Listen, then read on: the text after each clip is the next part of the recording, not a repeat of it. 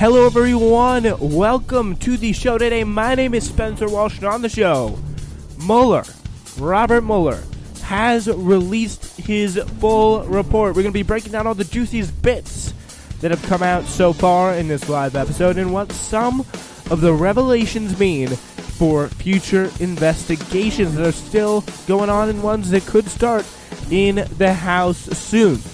Also, you get my rant of the week, and I will award a new award here on Newsflash, winner of the week, to a crusty old socialist. We'll be talking about him a lot, and the Democrats generally a lot today, so be ready for that. Hope you are very happy to be here. I'm happy to have you live with us today, as the Mueller report is soon coming. Soon coming. It's here, actually. Well, we'll be able to find out most about it, and we'll be able to find out about the full context about it when a few hours when the reporters are done reading it. But still, we'll tell you everything that we need to know so far. Let's give you first a little bit of take a step back here and do a little bit of a broader, big picture approach about how this day unfolds. All started with Attorney General William Barr, and he unambiguously today defined himself as a shameless toady for President Donald Trump this morning. Any questions you may have had after what was a not so bad confirmation hearing, a little bit shakier, pretty much things went downhill from there, but still Barr out there, and he repeatedly told reporters that what matters absolutely most about Special Counsel Robert Mueller's report on Russian interference in 2016 is that he found no collusion between the Trump campaign and the Russians. Speaking at a press conference delivered before Mueller's report had even been made public, Mueller seemed to be performing for an audience of one, parroting Trump's favorite analysis of any wrongdoing and what was reportedly supposed to be a procedural explanation of how and why certain redactions to the report were made. And Rod Rosenstein in the background, not looking the best. Looking a little uncomfortable there, if I have to say. If I could read faces, that's what I would say about Rod Rosenstein. Here he is repeatedly just sticking up for the president. No collusion, no collusion, no collusion. Herbie, understand?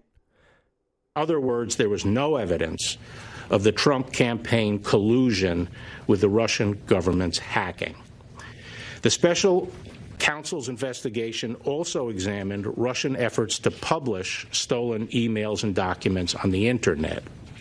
The special counsel found that after the GRU disseminated some of the stolen documents to entities that it controlled, DC Leaks and Guccifer 2, the GRU transferred some of the stolen materials to WikiLeaks for publication. All right, so that is the strong denial from William Barr.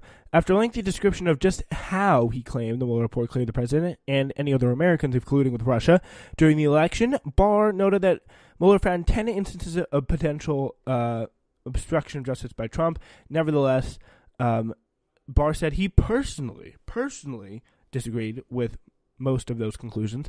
So, voila, there's going to be no obstruction there either. But the question is, at least from the president, it doesn't really matter what Barr thinks about this if Congress or Nancy Pelosi or someone in the committees thinks, okay, this is a deeper problem that we need more investigation into. So, if that is interesting, here's him kind of admitting that. Special counsel's report goes on to consider whether certain actions of the president could amount to obstruction of the special counsel's investigation. As I addressed in my March 24th letter, the special counsel did not make a traditional prosecutorial judgment regarding this allegation. Instead, the report recounts 10 episodes involving the president and discusses potential legal theories for connecting those activities to the elements of an obstruction offense. After carefully reviewing the facts and legal theories outlined in the report, and in consultation with the Office of Legal Counsel and other department lawyers, the Deputy Attorney General and I concluded that the evidence developed by the special counsel is not sufficient to establish that the president committed an obstruction of justice offense. Yeah, so he's pretty much saying, based on my opinion, it's not enough to establish that there was an obstruction of justice defense here. But that doesn't really matter unless like the Congress doesn't really decide to approve it. So that's something definitely worth watching, where Congress is going to go on this obstruction of justice charge, in addition to the many other investigations pending about the Trump administration, insisting it was important to keep in mind the context of the obstruction claims.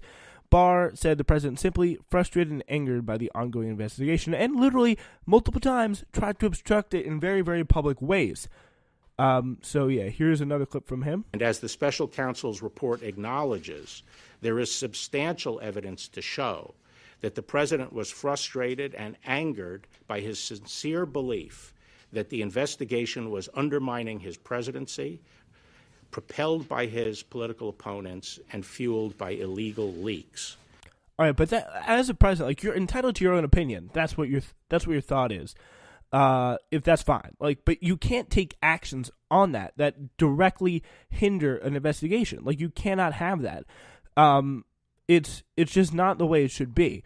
Like, you're gonna have to get punished for it, because that's not the way. You gotta let the investigation play out, and when you're vindicated, you can be like, yeah, I told you so. You guys are all idiots. I'm right. You're wrong. Like, trust me, there's going to be no collusion on this. And when there is no collusion, say, okay, yeah, you're right. But what you can't be doing is firing people, threatening other people to fire people, telling people to limit scopes of investigations, all of which has happened multiple times. And he's asked many different people to do it. So you can't do that. Like, there's a difference between being frustrated and angry and actually taking actions to obstruct something, which is what Donald Trump did.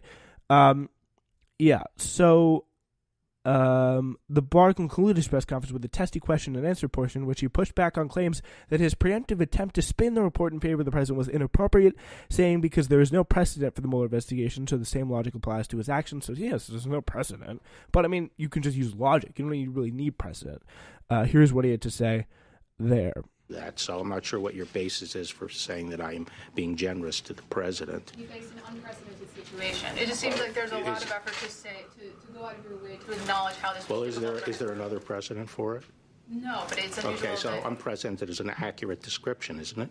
Yes. But okay. What do you say to people who are concerned that you were trying to protect the president? Eric, there's a lot of public interest in. All right, yeah. So he pretty much just ignores that pretty good question. Almost immediately after Barr concluded his presentation, Trump tweeted out a Game of Thrones meme, which is kind of repulsive. But yeah, it's all pretty embarrassing stuff. That's the first part of the morning. But now that we have the Mueller report out, we are going to kind of go through it and figure out what's happening, figure out what it means for the president, and some of the major bits of what's going on. So yeah, really testy stuff about Trump's reaction to his Mueller appointment, to the appointment of Mueller, what he had to say. We'll get to all that stuff in a minute here. But first, the Justice Department, they've released the report. And the interesting thing is it has 4 types of different redactions, all color-coded. Red for grand jury information, green for personal privacy, harm to ongoing matter would be in white, and investigative technique would be in yellow. So, yeah, that's what we have for this. So all very interesting stuff here. Let's go through what we've seen so far, some major details and live events as they happen. Sarah Sanders, speaking to Robert Mueller about her comments following the FBI Director James Comey, White House Press Secretary Sarah Sanders conceded that she made statements to the media that were not based in fact. Pretty much what she said is, we've heard from countless FBI members that say very different things, but saying what they were saying is, of course, negative things about James Comey. Then Sanders turned around and told Mueller that it was a slip of the tongue and made in the heat of the moment. It was not based on any fact. So it's a little embarrassing. She pretty much just made that up said to the public that all the FBI, the White House press secretary here, which is it's all kind of funny to me. It just shows you how much the press secretary is willing to just lie to the public. Some call that fake news, fake dissemination, or just lying for the White House. But it's really quite amazing. So yeah, says to the public that Comey is everyone in the FBI hates Comey, but literally just turns around to Mueller and goes, yeah, it wasn't really true. There is the controversial GOP platform change around Ukraine was not done at the behest of the candidate Donald Trump or the Russian government, according to the report. That's a pretty big answer. The investigation did not establish that one campaign official's efforts to dilute a portion of the Russian The Republican Party platform was done at the behest of the candidate or Russia, the report said. So the change, though, was the Trump campaign aides blocked language from appearing on the platform that endorsed the U.S. government sending lethal arms to Ukraine and aggressively supporting Ukraine's anti-corruption bureau. That would be for Russia here. That's interesting. So probably one of the four biggest points are in May 2017, after President Trump learned that Attorney General Jeff Sessions, this is being quoted a lot today, or by a lot of different people, after he learned that then Attorney General Jeff Sessions, from Attorney General Jeff Sessions, that Deputy Attorney General Rod Rosenstein had appointed Mueller, Trump, quote, slumped back in his chair and said, quote, "Oh my God, this is terrible. This is the end of my presidency. I'm effed." So, yeah, I'm fucked. This is what he said, folks. So Trump tried to remove Mueller. Trump called former White House lawyer Don McGahn at home and directed him to call the acting attorney general and say Mueller had conflicts of interest and must be removed. The obstruction failed because Mueller said the obstruction by Trump failed because others refused to carry out the order. So yeah, that's a pertinent part there, and we'll get to that more in a bit. But Mueller said the president's efforts to mislead the press were not criminal. It was kind of obvious. So Special Counsel Robert Mueller provided a pretty much extensive recounting about how President Trump and his aides handled the fallout of the Trump Tower meeting with Trump Jr. and the Russians. The report, citing interviews with former White House communications officials Hope Hicks and Josh Raffel, said that Trump directed aides on multiple occasions to not publicly disclose emails setting up the meeting. Later, the report affirms that Trump himself dictated a misleading statement to the press, saying the meeting primarily discussed adoption. So yeah, that was what the New York Times already reported. The report describes White House officials learning, sometimes with shock, about the meeting. For example, White House Chief of Staff Reince Priebus first learned about the meeting in late June 2017 from Fox News host Sean Hannity. That was before, I think it was before it came out, but I'm not sure. Hicks recalls being, I think it was, a few months actually, it came out in the summer. Hicks recalls being shocked by the email setting up the meeting, considered they look really bad. Together with senior advisors Ivanka Trump and Jared Kushner, Hicks discussed the emails with Trump, who told the group he did not want to know about it, and refused to hear the details of the matter. He said he was confident that the emails would never leak. When Trump learned the New York Times was working on a story about the Trump Tower meeting, Trump initially directed Hicks not to comment, which he said was odd, according to Mueller, because he usually considered not responding to the press to be the ultimate sin. Bossman worried it initiates a lot of questions. Hicks wrote back to Trump Jr. Ultimately, the statement was released with the word primarily included. Primarily, of course, referring to the Russian adoptions. Mueller also said there's no proof that Trump campaign advisor George Papadopoulos told the campaign about Russian dirt. So that's pretty critical. Robert Mueller never found any evidence that Trump campaign advisor George Papadopoulos told anyone on the campaign that he was tipped off about Russians having emails that could damage Hillary. So yeah, that was pretty major. So Papadopoulos was told in April 2016 by a Kremlin-linked professor that the Russians had thousands of emails that were damaging to Clinton, according to court filings. That wasn't publicly known at the time. That wasn't until months later when WikiLeaks and other Russian-backed websites started releasing tens of thousands of embarrassing emails stolen from the DNC.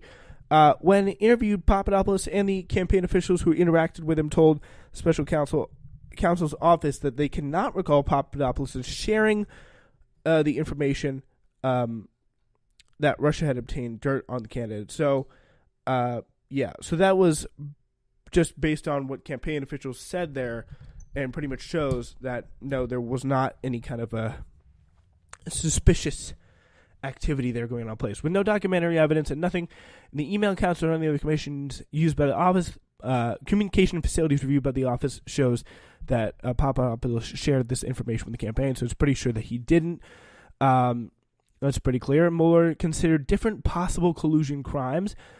Special counsel Robert Mueller looked at the potential crimes outside of conspiracy as he investigated collusion.